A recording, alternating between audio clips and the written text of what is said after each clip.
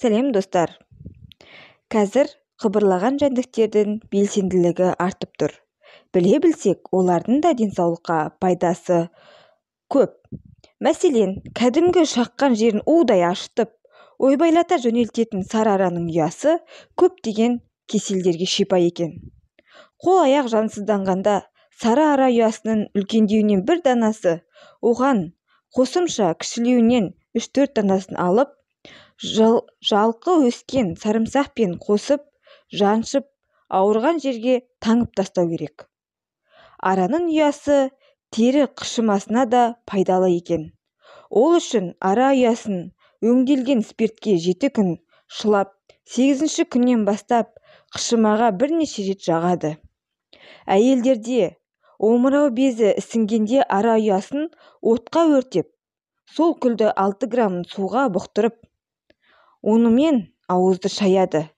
Спиртке ішіне бірнеше рет шылап алса, ара ұясы өңделген болып саналады.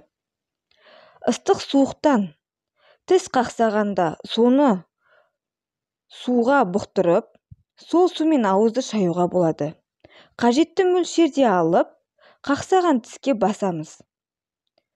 Іш ауруы кезінде ара ұясын кептіріп ұнтақтаған соң, күніне 0,3 грамм 2-3 рет ішеміз. Бал арасының кіндігі сыртқа шығып кеткенде, ара ұясын өртеп, күлін кіндікке тығады. Бұл рецепті сонау ғасырдан бері ғылым шипагерлер қазақ халқы медицинасын негізін қалаған Өтебойдақ Тілеуқабылұлының жазбаларынан алынған.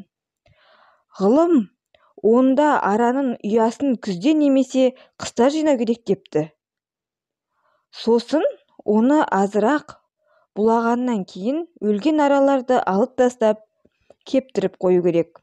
Құрамында балауыз, ағаш майы, тектес зат және ұшпа май бар. Бұл ұяны құрғақ жерде сақтаса, қай кезде де қолдана беруге болады екен.